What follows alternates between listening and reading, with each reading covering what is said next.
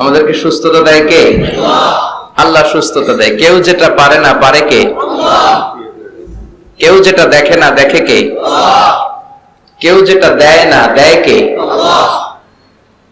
সবার চোখ ফাঁকি দেয়া যায়, কিন্তু আল্লাহর চোখ ফাঁকি দেয়া যায় না। এজন্য মুমিন বিশ্বাস করে আল্লাহ ইজ ওয়াচিং মি, আল্লাহ সুবহানাহু ওয়া তাআলা ইজ অবজার্ভিং মি। আল্লাহ আমাকে দেখছেন, তিনি আমাকে অবজার্ভ করছেন, আমার প্রতিটি কাজ, আমার প্রতিটি মুহূর্ত।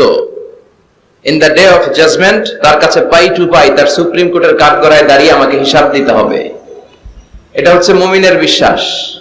মুমিন সব সময় এটা বিশ্বাস করে যে কেউ না দেখুক, দেখে কে? আল্লাহ।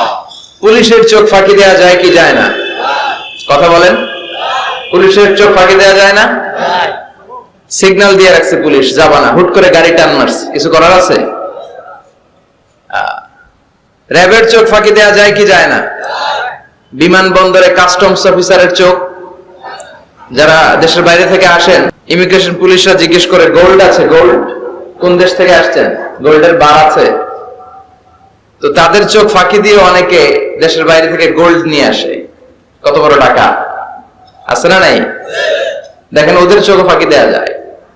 পরীক্ষার হলে যারা গার্ড দেয়, তারাও যাতে উল্টাপাল্টা করতে না পারে ম্যাজিস্ট্রেটও লাগানো হয়, ঠিক কিনা?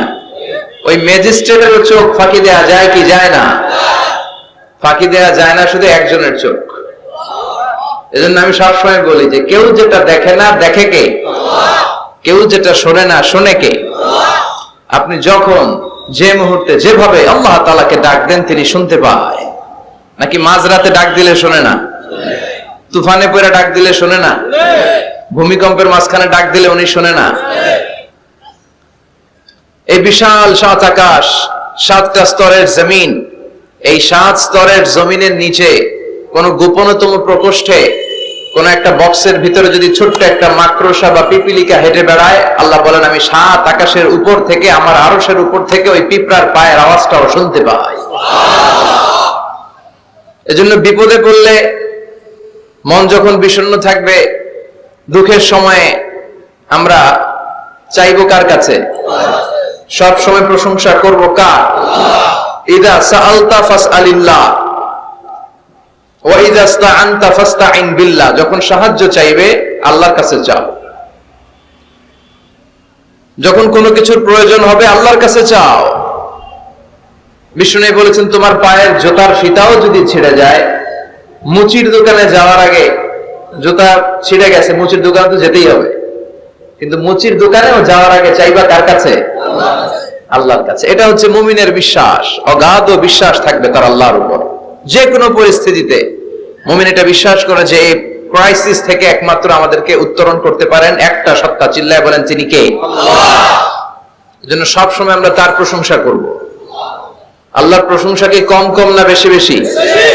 বেশি বেশি প্রশংসা করলে খুশি হয় কে? লা ইন শাকারতুম লা আযীদান্নাকুম ওয়া লা ইন কাফারতুম ইন্না আযাবি লাশাদীদ। যদি আমার শুকরিয়া করো, আমাকে যদি থ্যাঙ্কস দাও, তাহলে আমি আল্লাহ তোমাকে নেয়ামত যা দিয়েছি আরো বাড়িয়ে দেব। আর এত কিছু দেওয়ার পরে যদি নাশুকরি করো, তাহলে জেনে রাখো আমার শাস্তি বড় ভয়ানক। আমি আল্লাহ সব সময় ধরি না, ধরলে ছাড়ি না। ধরে ধরে ধরে না, ধরলে আল্লাহ। মনে থাকবে এই কথাগুলো? আল্লাহ ইজ ওয়াচিং মি, মনে রাখবে। অনেকে আমাদেরকে প্রশ্ন করে যে হুজুর আমি 5 ওয়াক্ত নামাজ পড়ি, ইয়াং ছেলেরা, আমি ইয়াংদের কথা বুঝি, ইয়াংরা আমার কথা বুঝে, আমি নিজেই তো ইয়াং, বুঝতে তো হবেই। তো অনেকে আমাকে প্রশ্ন করে যে হুজুর আপনাদের আলোচনাগুলো শুনে আমার জীবনের মোড় পরিবর্তন হয়েছে, কিন্তু এই পর্নোগ্রাফির করাল গ্রাস থেকে আমি নিজেকে বাঁচাতে পারছি না। আমি নামাজও পড়ি, আবার অশ্লীল ভিডিও দেখি। আমি সকালে তওবা করে বিকেলে দেখি, বিকেলে তওবা করে সকালে দেখি।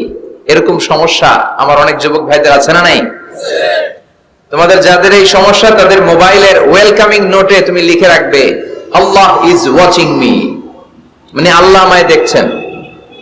তুমি যেই ল্যাপটপ ইউজ করো, ওই ল্যাপটপের এক পাশে টাইপ করে তুমি লিখে রাখবে আল্লাহ সুবহানাহু ওয়া তাআলা ইজ ওয়াচিং মি। তিনি আমায় দেখছেন, তিনি আমাকে প্রত্যক্ষ করছেন। পৃথিবীর কেউ দেখে না। দরজা বন্ধ করে লাইট অফ করে, জানালার পর্দা নামিয়ে দিয়ে একা একা লুকিয়ে লুকিয়ে অশ্লীল ভিডিও আমি দেখছি, কেউ দেখে না, দেখে কে? এজন্য আল্লাহর ভয়টা মুমিনের অন্তরে সব সময় থাকা চাই। আল্লাহর ভয় যদি কোনো মুমিনের অন্তরে থাকে, সে মুমিন কখনো পথ ভুলে যায় না, ঠিক কি না? যাদের হৃদয়ে আছে আল্লাহর ভয়, তারা কবু পথ ভুলে যায় না। আল্লাহর প্রেম ছাড়া এই দুনিয়ায় কারো কাছে কোনো কিছু চাই না। পড়েন সবাই, যাদের হৃদয়ে আছে আল্লাহর ভয়, তারা কবু পথ ভুলে যায় না। আল্লাহর প্রেম ছাড়া এই দুনিয়ায় কারো কাছে কোনো কিছু চাই না। রাতের আধারে যারা সেজদাতে রায়, দু চোখের শ্রুতে নদী যেন বয়। ছলনার হাতছানি যতই আসুক, পেছনে ফিরেও সে তাকায় না। যাদের হৃদয়ে আছে আল্লাহর ভয়, তারা কবু পথ ভুলে যায় না।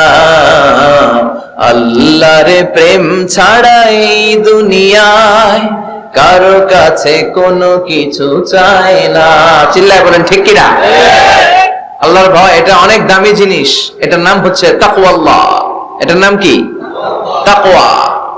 ওমরে ফারুক উবাই ইবনে কাব রাদিয়াল্লাহু তাআলা আনহুকে জিজ্ঞেস করলো, ইয়া উবাই, মা হুয়া তাকওয়া? উবাই, তাকওয়া কি? হোয়াট ইজ তাকওয়া? What is the definition of তাকওয়া? উবাই ইবনে কাব প্রশ্নের উত্তর না করে ওমর ফারুককে আবার প্রশ্ন করে বললেন, আমা সালাকতা তরিকান যা শাউক? হে আমিরুল মুমিনিন, আপনি কি কাঁটাযুক্ত কোন রাস্তা দিয়ে, এমন রাস্তা যে রাস্তার ডানে বায়ে সামনে পেছনে ক্যাকটাসের গুলমলতা, খালি কাঁটা, এই কাঁটাযুক্ত কোন রাস্তা দিয়ে কি আপনি কখনো হেঁটে যান নাই? ওমর ফারুক বললেন, বালা, আমি হেঁটে গিয়েছি। উবাই বললেন, ওই রাস্তা দিয়ে হাঁটার সময় আপনি কেমন করে হেঁটেছেন?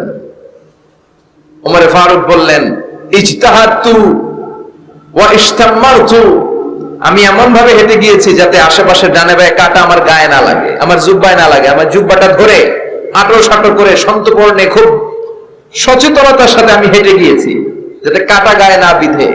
উবাই বললেন, হ্যাঁ হুয়া তাকওয়া, এটাই তো তাকওয়া, এটাই তাকওয়া।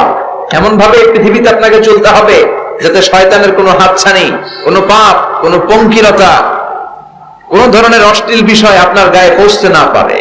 এটাই তাকওয়া। বিশ্বনবী একবার খেজুরের ডালা ভেঙে মরুভূমির মধ্যে একটা দাগ টানলেন, লম্বা দাগ টেনে সাহাবাদেরকে বললেন, হাযা সিরাতুল মুস্তাকিম, এটার নাম সিরাতুল মুস্তাকিম। তারপর ডানে বায়ে দুই দিকে অনেকগুলো ছোট ছোট দাগ কাটলেন, বললেন, হাযিহি সুবুলুশ শায়তান, ডানে বায়ের রাস্তাগুলো এগুলো শয়তানের রাস্তা। ডান দিক থেকে বাম দিক থেকে তোমাকে শয়তান হাতছানি দিবে।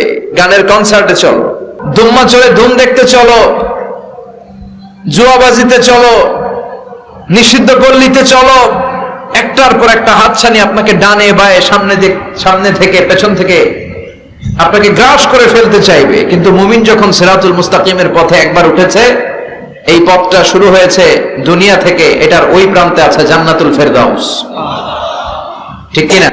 এজন্য প্রতিদিন সালাতে আমরা পড়ি ইহদিনাস সিরাতাল মুস্তাকিম। যে যুবকদের এই সমস্যা আছে, পর্নোগ্রাফির সমস্যা, এটা জাতীয় সমস্যা বাংলাদেশের। বাংলাদেশের জাতীয় রোগের নাম ডায়াবেটিক্স। জাতীয় রোগের নাম কি? আর যুবকদের জাতীয় সমস্যা হচ্ছে কি? পর্নোগ্রাফি। স্মার্টফোন গুলো আমাদেরকে স্মার্ট না বানিয়ে আমাদেরকে শেষ করে দিচ্ছে, ঠিক কিনা?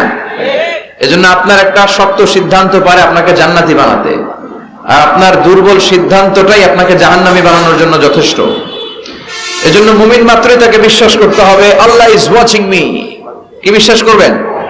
আল্লাহ ইজ ওয়াচিং মি, আল্লাহ আমায় দেখছেন। কেউ দেখে না, কারো দেখার দরকার নাই, কিন্তু আমার আল্লাহ দেখে, ঠিক কিনা? এটাই সবসময় মুমিনের অন্তরে থাকতে হবে। এটার নাম ঈমান, এটার নাম তাকওয়া। এই তাকওয়া নিয়ে যেন আমরা মরতে পারি, আল্লাহ তুমি তৌফিক দাও। ঈমানের সাথে যেন আমাদের মৃত্যু নসিব হয়, তুমি তৌফিক দাও। বিশ্বনবী সবসময় দোয়া করতেন, আল্লাহুম্মা রযুকনা হুসনাল খাওয়াতিম, হে আল্লাহ তুমি আমার শেষটাকে ভালো করো, কারণ সব ভালো তার, শেষ ভালো যার।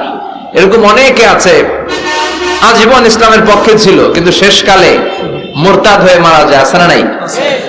আবার অনেকে আজীবন ছিল কাফের, মুশরিক, ইসলামের শত্রু, নাস্তিক, কিন্তু শেষকালে কালিমা পড়ে মারা যায়। আছে না নাই? জিহাদের ময়দানে এক সাহাবা যুদ্ধ করতে করতে কাফির মুশরিকদেরকে কচুকাটা করে জাহান্নামে পাঠিয়ে দিচ্ছিলেন। জিহাদের ময়দানে ওনার যুদ্ধ দেখে সব সাহাবারা বলল, আজকের জিহাদের ময়দানের সব সওয়াব এই সাহাবা পেয়ে যাবে। বিশ্বনবী বললেন, হুয়া ফিন্নার, ও জাহান্নামে যাবে। এক সাহাবী তো অবাক, এটা আবার কেমন কথা? জান মাল সব বাজি রেখে জিহাদের ময়দানে আল্লাহর দুশমনগুলোর একটার পর একটাকে শেষ করে দিয়ে জাহান্নামে পাঠিয়ে দিচ্ছে, আর এই মুজাহিদ ফি সাবিলিল্লাহ জাহান্নামে যাবে? How it's possible? এই সাহাবী পেছনে পেছনে লুকিয়ে লুকিয়ে দেখতে লাগলো যে আমি এটার শেষ দেখতে চাই। দেখতে দেখতে এক পর্যায়ে তিনি খুঁজে পেলেন যে সাহাবী কাফেরদের বিরুদ্ধে যুদ্ধ করতে করতে কাফেরদের বিশাল এক ঘাটির ভেতরে ঢুকে পড়েছে। সেখানে যুদ্ধ করতে করতে একটা পর্যায়ে এমন আসলো, সে মারে আবার মার খায়। শুধু মারে না, মারেও আবার মরেও। মার খেতে খেতে হঠাৎ তার ডান হাতে এক কাফের এক কোপ মেরে তার ডান হাতটা কেটে ফেলে দিল। তাকে আহত অবস্থায় রেখে দিয়ে কাফেররা অন্যদিকে চলে গেল। এই ডান হাত থেকে ব্লিডিং হতে হতে এমন অবস্থা আর সহ্য হয় না, আর কিছুক্ষণ ওয়েট করলেই তার শাহাদাতের মৃত্যু। কিসের মৃত্যু? কথা বলেন। আমাকে শহীদ করে সেই মিছিলে শামিল করে নিও, যে মিছিলের নেতা মীর হামজা খোবাইবে খাব্বাব আল্লাহর কাছে ছিল অতি প্রিয়, শামিল করে নিও আমাকে শহীদ করে সেই মিছিলে শামিল করে নিও। পড়েন আমিন। শাহাদাতের তামান্না যার অন্তরে থাকে না, সে মুমিন হতে পারে না, সে মুনাফিক। মরতে তো হবেই, এজন্য আল্লাহর কাছে আমরা শাহাদাতের মৃত্যু চাই, ঠিক কিনা? বিশ্বনবী বলেন, শাহাদাতের মৃত্যু নিয়ে কেউ যদি বিছানায় পড়েও মারা যায়, কিয়ামতের দিন শহীদদের কাতারে আল্লাহ তাকে দাঁড় করিয়ে দিবে। তো যুদ্ধ করতে করতে সাহাবা আর কিছু সময় অপেক্ষা করলেই শহীদি মৃত্যু। কিন্তু আর অপেক্ষা করতে না পেরে তলোয়ারটাকে সে মাটিতে গেড়ে ওই তলোয়ারের উপর ঝাঁপিয়ে পড়ল। পেটের এই পাশ থেকে ঢুকে পিঠ দিয়ে তলোয়ার বের হয়ে গেল, ওইখানে শেষ। তার মানে শাহাদাতের মৃত্যু হয় নাই, তার হয়েছে আত্মহত্যা। তার কি হয়েছে? সুইসাইড। মান খাতালা নাফসাহু বিশাইইন উযযিবা বিহি ইয়াওমাল কিয়ামা, যে ব্যক্তি যে জিনিস দিয়ে নিজেকে শেষ করবে কিয়ামতের দিন, ওটাই হবে তার শাস্তি। যে গলায় ওড়না পেঁচিয়ে মারা যায়, ওই মেয়েগুলো in the day of judgement, কিয়ামতের বিচার শেষে জাহান্নামে শুধু ওড়না পেঁচিয়ে মরতেই থাকবে। যে বিষ খেয়ে মারা যায়, ওর শাস্তি হবে জাহান্নামের বিষ খেয়ে খেয়ে সে জাহান্নামটাকে কাঁপিয়ে তুলবে। যে ছুরি ঢুকিয়ে স্ট্যাবিং করে মারা যায়, ও শুধু স্ট্যাবিং করতেই থাকবে জাহান্নামে। এই সাহাবা আত্মহত্যা করলেন। পেছন থেকে লুকিয়ে লুকিয়ে যে সাহাবা এই দৃশ্য দেখলো, সে দৌড়ে বিশ্বনবীর কাছে যেয়ে বলল, আশহাদু আন্নাকা মুহাম্মদ রাসূলুল্লাহ, আমি সাক্ষ্য দিচ্ছি নিশ্চয়ই আপনি আল্লাহর রাসূল। কারণ ওই সাহাবী আত্মহত্যা করে মারা গিয়েছে, তার কপালে শাহাদাত জুটে নাই। এজন্য বিশ্বনবী দোয়া করতে বলেছেন, আল্লাহুম্মা রযুকনা হুসনাল খাওয়াতিম, হে আল্লাহ আমাদের শেষটাকে তুমি ঈমানের মৃত্যু দিও, শেষ সময়টাতে তোমার নাম জপে যেন আমরা পৃথিবী থেকে যেতে পারি, তুমি তৌফিক দাও। চিল্লায় পড়েন আমিন। সব সময় মুমিন ভয় পাবে কাকে? চাইবে কার কাছে? নাকি খাজা বাবার কাছে, বড় হুজুর, ছোট হুজুর? একজনের কাছে আমরা চাইবো। চিৎকার করে বলেন, তিনি কে? তিনি হচ্ছেন আমাদের আল্লাহ। আমরা আল্লাহর দরবারে শুকরিয়া জানাই যে চমৎকার প্রোগ্রামে আল্লাহ তাআলা আমাদেরকে আসার বসার তৌফিক এনায়েত করেছেন। আসুন আমরা সবাই শুরুতে কালিমাতুশ শুকর উচ্চারণ করি। আমরা পড়ি আলহামদুলিল্লাহ।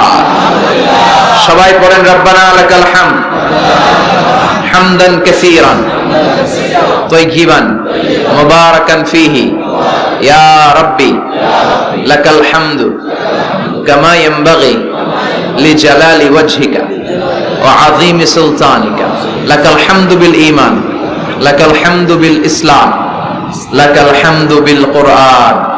আল্লাহ আজকের এই কথাগুলোকে, বলাটাকে, শোনাটাকে তুমি কবুল করো। আজকের মাহফিলটাকে তুমি আমাদের নাজাতের ওসিলা বানাও। আরো জোরে পড়ি আমিন। কালা কচুয়া, ধলা কচুয়া নাই এদিকে? ধলাও আছে? কালা কচুয়া। চাঁদপুরের দিকে আবার একটা আছে কচুয়া, না? কাজীমউদ্দিন খন্দকার উচ্চ বিদ্যালয়, আলহাজ আব্দুল হক খন্দকার মহিলা মাদ্রাসা ও ফারুকিয়া হাফিজিয়া মাদ্রাসা এতিমখানার উদ্যোগে 53তম বার্ষিক ওয়াজ ও দোয়ার মাহফিল। এদিকে 53 বছর বয়স হয়েছে এরকম মানুষই কম, হাতে গোনা কয়েকজন, ঠিক কিনা? 53 বছর ধরে এখানে কথা হয়, মাশাআল্লাহ। এই মাহফিলটা কিয়ামত পর্যন্ত এভাবে জারি থাক, আমরা চাই কি চাই না? আল্লাহ তুমি কবুল করো। স্থান হচ্ছে কাজীমউদ্দিন খন্দকার উচ্চ বিদ্যালয় ময়দান। সভাপতি আলহাজ মোহাম্মদ জামাল খন্দকার সাহেব। প্রধান অতিথি অ্যাডভোকেট আব্দুল মতিন খসরু সাহেব। আমাদের মাননীয় এমপি মহোদয়, সংসদ সদস্য কুমিল্লা 5, প্রেসিডিয়াম সদস্য বাংলাদেশ আওয়ামী লীগ ও সাবেক সফল মন্ত্রী আইন, বিচার ও সংসদ বিষয়ক মন্ত্রণালয়। অনেক নাম শুনেছি ওনার, দেখা হয় না। তো আজকে 2 ঘন্টা ধরে নাকি বসে আছে। আমিও আসছি দেরি করে। তারপরে এখানে একটা রেস্টুরেন্ট আমরা ডিনার করলাম। তো সবাই বারবার ফোন করে বলছিল যে এমপি সাহেব কিন্তু বসে আছে। আমি ওনার নাম শুনেছি, উনি খুব ধর্মপ্রাণ একজন মানুষ। অনেকে আছে এই বড় বড় পদগুলো পেলে ইসলামকে ভুলে যায়, এরকম ডাকাত আছে না নাই? কিন্তু আপনাদের এমপি মহোদয় ইসলাম প্রিয়, ধর্মপ্রাণ, ইসলাম সম্পর্কে জানেও বেশি, মানেও বেশি, এবং বিভিন্ন মাহফিলে উনি যান। সেখানে যে দেদারসে বিভিন্ন জায়গায় ফান্ডিং করেন, সেখানে দান খয়রাত করেন। আমি নাম শুনেছি ওনার অনেক। আল্লাহ ওনাকে ইসলামের জন্য তুমি কবুল করো। যতদিন বেঁচে থাকেন ততদিন যেন ইসলামের সৈনিক হিসেবে এই বাংলার জমিনে কাজ করতে পারে, তুমি তৌফিক দাও। আমার আগে কথা বলেছে মোহাম্মদ বেলাল হোসেন হেলালি সাহেব, চমৎকার কথা বলেছেন, সুনিশ্চিত কোরআন থেকেই কথা বলেছেন। কথা বলেছেন শরীফুল ইসলাম সুলতানি সাহেব, আরো অনেকে কথা বলেছেন। যারাই কথা বলেছে কোরআন থেকে বলেছে, আর কোরআন থেকে কথা বললে ওটা ভালো হয়, ঠিক কিনা? ওইখানে ভেজাল থাকে না, কারণ এই কিতাবটা এমন কিতাব যে কিতাবে কোনো ভেজাল নাই। আছে? কথা বলেন। আপনারা তো ঝিমায় পড়ছেন কেন? হ্যাঁ, আপনাদের আওয়াজের চেয়ে যে ট্রাক যে যায় ওটার আওয়াজ হতে বেশি। মুমিনের আওয়াজ হতে হবে ইমানের তেজে আওয়াজ, ঠিক কিনা? সবাই মিলে 3টা তাকবীর পড়েন। লিল্লাহি তাকবীর, লিল্লাহি তাকবীর, লিল্লাহি তাকবীর। আল্লাহ আজীবন যেন তোমার নামের বরত্বের ঘোষণা দেই। আমরা সব সময় তাকবীর দেই একজনের নামে, তিনি কে? আমাদের সব স্লোগানে কার নাম থাকে? হিন্দুরা পড়ে जो तो मिटाना चाहे जीवन का तृष्णा सुबह शाम बोल बंदे कृष्णा कृष्णा कृष्णा। ওরা বলে কৃষ্ণা কৃষ্ণা, আমরা বলি जो तो मिटाना चाहे जीवन का जाला सुबह शाम बोल बंदे अल्लाह अल्लाह अल्लाह। ঠিক কি না? আমাদের সব জায়গায় থাকে আল্লাহ আল্লাহ আল্লাহ। আমরা এই আল্লাহর নামে অন্তরে স্থান দিতে চাই। এই অন্তরটা এমন একটা জায়গা, বিশ্বনবী বললেন ইন্না ফিল জাসাদি মুদগা, নিশ্চয় দেহে একটা গোশতের টুকরা আছে, ইযা সালুহাত সালুহাল জাসাদু কুল্লু, দেহের এই গোশতের টুকরাটা যদি ভালো হয়ে যায় পুরো দেহটা ভালো হয়ে যায়। ওয়া ইন ফাসাদাত ফাসাদাল জাসাদু কুল্লু, দেহের এই গোশতের টুকরা যদি পচে যায়, খারাপ হয়ে যায়, পুরো দেহটা খারাপ হয়ে যায়। বিশ্বনবী বললেন আলা ওয়াহিয়াল কলব, জেনে রাখো এই গোশতের টুকরাটার নাম হচ্ছে কলব। সেটার নাম কি? এই যে বাম স্তনের 2 আঙ্গুল নিচে থাকে, এটা এই জায়গায় আল্লাহ সেট করে দিয়েছেন কলব। আলা বিযিকরিল্লাহি তাতমাইন্নুল কুলুব, কোনো কিছু দিয়ে এই কলবের প্রশান্তি আসে না শুধুমাত্র আল্লাহর জিকির ছাড়া। এজন্য কলবের মধ্যে আল্লাহর জিকির বসাতে হবে। কি বসাবেন? নাকি আয়না? অনেকে আয়না বসাতে চায়, বসায় না? কি বলে? আয়না বসায় দেব কলবের ভিতর না, আয়না বসাবো না। এই কলবে থাকবে সুবহানাল্লাহ, আলহামদুলিল্লাহ, লা ইলাহা ইল্লাল্লাহ, আল্লাহু আকবার। এই 4টা জিকির সবচেয়ে সেরা জিকির, খেয়াল রাখবেন। দেখেন ইসলাম মানা সহজ। আমরা আজে বাজে জায়গায় যে আজে বাজে লোকদের কথা শুনে আমরা ভুল তথ্য পেয়েছিলাম এতদিন। ইসলাম মানাটা সহজ, একেবারে নিরেট, সোজা সাপটা, গোজামিল নাই। আল্লাহর কথা আর আল্লাহ রাসূলের কথায় কোনো গোজামিল থাকে না। সুবহানাল্লাহ, আলহামদুলিল্লাহ, লা ইলাহা ইল্লাল্লাহ, আল্লাহু আকবার। পড়েন সুবহানাল্লাহ, আলহামদুলিল্লাহ, লা ইলাহা ইল্লাল্লাহ, আল্লাহু আকবার। এই চারটা তাসবিহ হচ্ছে, চারটা জিকির হচ্ছে শ্রেষ্ঠ জিকির, শ্রেষ্ঠ। তো শ্রেষ্ঠই তো পাইছেন, আর এদিক ওদিক তাকান কেন? পড়েন ইচ্ছে মতো, ইচ্ছে মতো পড়েন, ইচ্ছে মতো পড়েন। এই চারটা জিকির একসাথে মিলিয়েও পড়া যায়, আলাদা করেও পড়া যায়। আবার বিষ্ণু বললেন, মিজানের পাল্লা ভারী করতে চাও, ফাআম্মা মান সাকুলাত মাওয়াজিনুহু ফাহুয়া ফি আইশাতির রাদিয়া। মিজানের পাল্লা যারা ভারী করতে চাও তারা দুইটা জিকির করবা, সুবহানাল্লাহি ওয়া বিহামদিহি সুবহানাল্লাহিল আযীম। এই দুইটা শব্দ কালিমাতান হাবিবাতান ইলার রহমান, আল্লাহর কাছে খুব প্রিয়, সাকিলাতানি ফিল লিসান। এই জিহ্বার মধ্যে এই শব্দ দুইটা উচ্চারণে খুব সহজ, খুব পাতলা। সাকিলাতানি ফিল মিজান, কিন্তু এই শব্দ দুইটা মিজানের পাল্লায় রেখে দিলে অনেক ওজন হয়ে যাবে। সুবহানাল্লাহি বিহামদিহি সুবহানাল্লাহিল আযীম। পড়তে রাজি আছেন তো? প্রত্যেক ফরজ সালাতের পর আয়াতুল কুরসি পড়বেন। কি পড়বেন? মুখস্থ আছে না? এটা পড়ে ফু দিলে কোনো জিন পড়ি, ব্ল্যাক ম্যাজিক কোনো কিছু আপনারা ধরতে পারবে না। বিষ্ণু বলেন, মান ক্বারা আয়াতুল কুরসি দুবুরা কুল্লি সালাতিন মাকতুবা লাম ইয়ামনাহু মিন দুখুলিল জান্নাতি ইল্লাল মাউত। প্রত্যেক ফরজ সালাতের পরে কেউ যদি আয়াতুল কুরসি পড়ে, তার জান্নাতে ঢোকার ব্যাপারে আর কোনো বাধা নিষেধ থাকে না, একটা জিনিস ছাড়া। সুবহানাল্লাহ, আরেকটু পরে বলেন, একটা জিনিস ছাড়া, ইল্লাল মাউত, সেটা হচ্ছে মৃত্যু। লোকটা মরে না তাই জান্নাতে যায় না, মরলেই জান্নাতে। এবার সুবহানাল্লাহ। তাহলে প্রত্যেক ফরজ সালাতের পরে আয়াতুল কুরসি দরকার আছে না নাই? প্রত্যেক ফরজ সালাতের পরে সালাম ফিরিয়ে আওয়াজ করে পড়বেন আল্লাহু আকবার। তিনবার পড়বেন আস্তাগফিরুল্লাহ আস্তাগফিরুল্লাহ আস্তাগফিরুল্লাহ। সুবহানাল্লাহ 33 বার, আলহামদুলিল্লাহ 33 বার, আল্লাহু আকবার 34 বার। অথবা শেষে তিনটা 33 বার পড়ে মিলাবেন লা ইলাহা ইল্লাল্লাহু ওয়াহদাহু লা শারীকা লাহুল মুলকু ওয়া লাহুল হামদু ওয়া হুয়া আলা কুল্লি শাইইন কাদির। আরেক বর্ণনা একটু বাড়ানো হয়েছে, ইউহয়ী ওয়া ইউমীত ওয়া হুয়া আলা কুল্লি শাইইন। এগুলো পড়ে না, কোত্থেকে কি হাবিজাবি পড়ে ঈমান নষ্ট করে। এজন্য মুমিন হবে, মুমিন they work smart, they don't work hard. মুমিন স্মার্টলি কাজ করে, মুমিন কষ্ট করে কাজ করে না। সুবহানাল্লাহ কইবেন না? মুমিন সুযোগ খোঁজে, মুমিন কাজ করে smartly. They don't work hard, they work smart, they work smart. তারা স্মার্টলি কাজ করে। আপনারা জানেন কাবা ঘরের 4টা কর্নার আছে। একটা কর্নারের নাম হচ্ছে রুকনুল হাজারিল আসওয়াদ, এটার নাম হচ্ছে ব্ল্যাক স্টোন কর্নার, যেখানে হাজরা আসওয়াদের পাথর আছে। এই পাথরটাতে চুমু দিলে জীবনের গুনাহ সব মাফ করে দেয় কে? আল্লাহ। এটা জান্নাতি পাথর। কিয়ামতের দিন এই পাথরকে আল্লাহ একটা জিহ্বা দিবে, ঠোঁট দিবে, দুটো চোখ দিবে, আর কিয়ামতের দিন আল্লাহর সামনে দাঁড়িয়ে এসে সাক্ষ্য দিবে যে আল্লাহ তোমার এই বান্দা আমারে চুমু দিয়েছিল, এ দিয়েছিল, এ দিয়েছিল, এদের সবাইকে মাফ করে দাও। আল্লাহ।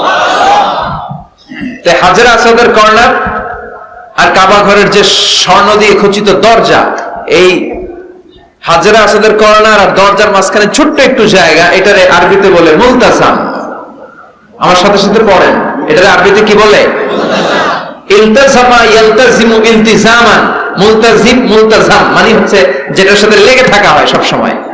সাহাবারা এই জায়গাটার সাথে লেগে থাকতেন, পেট লাগিয়ে, গাল লাগিয়ে, চোখ লাগিয়ে, মুখ লাগিয়ে কাঁপতেন আর দোয়া করতেন। আর এই জায়গায় পেট লাগিয়ে, শরীর লাগিয়ে দোয়া করলে ওই দোয়া আল্লাহ ফিরিয়ে দেয় না।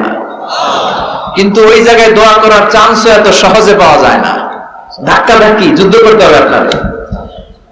তো এক মাওলানা চান্স পাইছে ওইখানে, অনেক ধাক্কা ধাক্কি করে, খাইয়া দেয়া শক্তি কইরা ধাক্কা ধাক্কি, পাকিস্তানি পাঠানি যেগুলো আছে, 8-10টা পাঠান একসাথে দাঁড়ালে ওগুলার জ্বালায় কিছুই করা যায় না। এইভাবে তাকাইতে হবে ওদের দিকে, তাকাইলে তার টুপি পরে যাবে পিছনে, ইয়া উঁচুল। মাওলানা অনেক ধাক্কা ধাক্কি করে কোন রকম ওই মুলতাজামে হাত লাগাইতে পারছে। এখন আবার তো আরেক ধাক্কায় ওই যে চলে যাবে, কোনো হিসাব নাই। তো সেইখানে দাঁড়াই আল্লাহর কাছে দোয়া করছে, যেহেতু এই জায়গায় দোয়া করলেই আল্লাহ কবুল করে, এখন কয়টা চাবে আল্লাহর কাছে, সময় তো নাই। সে ওখানে হাত লাগিয়ে দোয়া করতেছে, আল্লাহ একটাই দোয়া, জীবনে যত দোয়া করছিলাম আর করবো সব দোয়া তুমি কবুল করে নিও। যত দোয়া জীবনে করছি আর মরার আগের দিন পর্যন্ত যত দোয়া আমি করব, এই দোয়াগুলো কবুল করো, এই একটাই চাওয়া, আর কিছু চাইলাম না তোমার কাছে। তো কিছু বাকি রাখছে? কথা বলেন। The believer, they work smart, they don't work hard. বিশ্বাসীরা স্মার্টলি কাজ করে। ওরা শক্তি খাটিয়ে ঘাম ঝরিয়ে কাজ করে না, ওরা সুযোগ খুঁজে, ওরা ঝোপ বুঝে কোপ মারে, ঠিক কিনা? যেখানে সওয়াব বেশি, অল্প কাজে প্রফিট বেশি, লাভ বেশি, ওইটাই না মানুষ করবে, ঠিক কিনা? এই জন্য যে সহি আমলগুলোর কথা বললাম ফরজ সালাতের পরে, আজকে থেকে এগুলো আমরা করব। মনে থাকবে ইনশাআল্লাহ? পড়েন আর জোরে পড়েন ইনশাআল্লাহ। যে বইটা থেকে আমরা কয়েক মিনিট শোনার জন্য আজকে বসেছি, বইটার নাম সবাই বলেন। এই কোরআনে কোনো ভুল নাই, কোনো সন্দেহ নাই। This is the book, the most authentic and original book in the world, whereof there is no doubt in it, and a guidance to those who are muttaqin. Allah বললেন যালিকাল কিতাব লা রাইবা ফি হুদাল লিল মুত্তাকিন। এমন বই যেটাতে সন্দেহের অবকাশ নেই, মুত্তাকিনদের জন্য গাইডলাইন। আবার রব্বুল আলামিন বলেন কিতাবুন আনজালনাহু ইলাইকা লিতুখরিজান নাসা মিনাল যুলুমাতি ইলান নূর। ও Muhammad, I've revealed this holy and sacred book unto you in order to lead the mankind out of darkness into the light. ও নবী, অনেকগুলো অন্ধকার থেকে একটা আলোর মশালের দিকে নিয়ে যাওয়ার জন্য আমি কোরআন নাজিল করেছি। বামপন্থীদেরকে ডানপন্থী বানানোর জন্য আমি কোরআন নাজিল করেছি। জাহান্নামীগুলারে জান্নাতি বানাতে আমি কোরআন নাজিল করেছি। সুবহানাল্লাহ পড়েন। ওই কোরআন থেকে আজকে আমরা কথা শুনবো, পড়েন ইনশাআল্লাহ। আমি আপনাদের খেদমতে আল কোরআন আল কারীমের 30তম পারার 112তম সূরা, খুব ছোট্ট একটি সূরা, সাইজে ছোট্ট হলেও ফজিলতের শেষ নাই। এই সূরার বরকতের শেষ নাই। এই সূরার ইম্পর্টেন্স, সিগনিফিকেন্স, স্ট্যাটাস, এগুলো শেষ নাই। অনেক ছোট ছোট জিনিসকে আমরা উপেক্ষা করি, আমরা গুরুত্ব দিতে চাই না, কিন্তু আসলে এটার গুরুত্ব যে কত বেশি আমরা বুঝি না। সূরাতুল ইখলাস হচ্ছে ওই রকম একটি সূরা যেটাকে আমরা গুরুত্ব দেই কম, আসলে অনেক গুরুত্বপূর্ণ। সুবহানাল্লাহ পড়েন। এমন একটা সূরা যে সূরাটা সবার মুখস্থ আছে। মুখস্থ নাই কার কার একটু হাত তোলেন। সবার মুখস্থ আছে না? আলহামদুলিল্লাহ পড়েন। তো এই সূরাটা থেকে কিছু কথা আজকে আমরা শুনবো, শিখবো, জানবো আমলের নিয়তে। নিয়ত খালেস করেন, ইন্নামাল আ'মালু বিন্নিয়াত। সব কাজের প্রতিফল দেয়া হবে নিয়তের উপর বেস করে, বেসড অন ইউর ইন্টেনশন। আপনার কি ইচ্ছা ছিল, এজন্য সব কাজ করার আগে নিয়তটাকে খালেস করবেন। নামাজে দাঁড়ানোর আগে যদি নিয়তে গোলমাল থাকে, নামাজ হবে? কথা বলেন। আপনি যদি লোক দেখানোর জন্য সালাত পড়েন, হবে? মানুষে আপনারে আলহাজ ডাকবে, এজন্য যদি হজ করেন, কবুল হবে? এরকম হাজি আছে না নাই? আলহাজ না ডাকলে চাইতে হবে, আছে না নাই? তো আপনি চেতেন কেন? আপনি কি আলহাজ শোনার জন্য হজ করছেন? হজ করেছি কার জন্য? আতিমুল হাজ্জ ওয়াল উমরাতা লিল্লাহ। আল্লাহ শব্দ চুজিংটা দেখছেন? আল্লাহ রুচি দেখেছেন? লিল্লাহ, আল্লাহ যোগ করে দিয়েছে আতিমুল হাজ্জ ওয়াল উমরাতা লিল্লাহ। হজ এবং উমরা করবে শুধুমাত্র একজনকে খুশি করার জন্য, যিনি কে? এটার নাম ইখলাস। সবকিছু আল্লাহর জন্য করতে চাওয়া, এটার আরবি নাম হচ্ছে ইখলাস। আরবি নাম কি? আরে ইখলাস নামে আল্লাহ কোরআন একটা সূরা দিয়ে দিয়েছে। সুবহানাল্লাহ। কোরআনে যত সূরা আল্লাহ দিয়েছে, প্রত্যেকটা সূরার নাম কোরআনের ওই সূরার ভেতরকার কোনো আয়াত থেকে বা শব্দ থেকে নেওয়া হয়েছে। কিন্তু এই সূরাটা, এই সূরার ভেতরকার কোনো শব্দ থেকে এটার নামকরণ হয় নাই। সূরাতুল ইখলাসের ভিতরে আল ইখলাস শব্দটা আছে, এটা একটা সূরা। আর একটা সূরা আছে যে সূরার নামকরণ ওই সূরার কোনো শব্দ থেকে নেওয়া হয় নাই, সেটা হচ্ছে সূরাতুল ফাতিহা। আল ফাতিহা শব্দটা সূরা ফাতিহার 7 আয়াতের কোথাও আছে? সূরাতুল ইখলাস আন্তরিকতার সূরা, দ্য সূরা অফ সিনসিয়ারিটি। তো এজন্য শুরুতে নিয়ত খালেস করে নেন যে যা আজকে আমরা শুনবো আমলের নিয়তে। ইনশাআল্লাহ পড়েন। আল্লাহ তুমি কবুল করো। তবে আমি যখন বক্তৃতা করি, আমি মনে করি যে আমি ক্লাস নিচ্ছি, এবং আমাকে অনেকে মেসেজ করে যে, আমাকে আমার ফেসবুক পেজে অনেকে মেসেজ করে যে হুজুর আমি আপনার তাফসীর ক্লাসের একজন ছাত্র। আমার বুকটা ভরে যায়, আমার খুব আনন্দ হয় তখন যে আমি আপনার তাফসীর ক্লাসের এক ছাত্রী, আমি আপনার তাফসীর ক্লাসের এক ছাত্র। তো এটা একটা ক্লাস, এজন্য আপনাদেরকে কিছু জিজ্ঞেস করলে আপনারা আওয়াজ করে উত্তর দিবেন। সূরাটার নাম হচ্ছে সূরাতুল ইখলাস। কি নাম? সূরাতুল ইখলাস। এই সূরার আয়াত সংখ্যা 4টি। চিল্লায় বলেন কয়টি? 4টি। এই সূরাটা মাক্কি সূরা। কি সূরা? কোরআনের সূরাগুলো দুই ভাগে বিভক্ত, একটা মাক্কি আর একটা মাদানী। এটা কি সূরা? সবাই বলেন। এটা কোরআনের 112তম সূরা। এই সূরায় মোট শব্দ আছে 15টা, অক্ষর আছে 47টা। আলহামদুলিল্লাহ পড়েন। সূরাটার নাম হচ্ছে সূরাতুল ইখলাস। সূরাতুল ইখলাসে শুধু এই সূরার নাম নয়, আরো অনেকগুলো নাম পাওয়া যায় এই সূরার। তোর মধ্যে একটি নাম হচ্ছে সূরাতুত তাওহীদ। সূরাতুল ইখলাসের অপর আরেকটি নাম হচ্ছে সূরাতুত তাওহীদেরি মুর্শিদ আমার মুহাম্মাদের নাম বলো, মুহাম্মাদের নাম। আল্লাহর নাম জপলে বুঝতে পারি আল্লাহরই কালাম বলো, মুহাম্মাদের নাম। ওই নামেরই রশি ধরে যাই আল্লাহর পথে, ওই নামেরই ভেলায় চড়ে ভাসি নূরের স্রোতে। ওই নামের বাতি জেলে দেখি আরশের মুকাম বলো, মুহাম্মাদের নাম। পড়েন। তাওহীদেরি মুর্শিদ আমার মুহাম্মাদের নাম বলো, মুহাম্মাদের নাম। আল্লাহর নাম জপলে বুঝতে পারি আল্লাহরই কালাম বলো, মুহাম্মাদের নাম। সুবহানাল্লাহ পড়েন। এই সূরার একটা নাম হলো সূরাতুত তাওহীদ। কি নাম? সবাই বলেন। সূরাতুত তাওহীদ। কি নাম? তাওহীদের সূরা। তাওহীদ মানে একত্ববাদ, oneness of God, oneness of creator. আমাদের স্রষ্টা যে একজন, সেটাকে আরবিতে বলে তাওহীদ। আমরা এক আল্লাহ কেন্দ্রিক সব কাজ করি। আমরা নামাজের সময় ডাকি কারে? আজানের সময়, একামতে, জবাই, কুরবানি, স্লোগান, সবকিছুতে কার নাম? এটার বলে তাওহীদ। আর এই তাওহীদের বিপরীত হচ্ছে শিরক। আল্লাহ ছাড়া অন্য কারো কাছে হাত পাতা, আল্লাহর সামনে মসজিদে যে মাথা না নুয়ে মাজারে যে মাথা নত করে বাবার কাছে চাওয়া, আছে না নাই? দয়াল বাবা রে দয়া করো আমারে, দয়াল খাজা রে দয়া করো আমারে, আছে না নাই?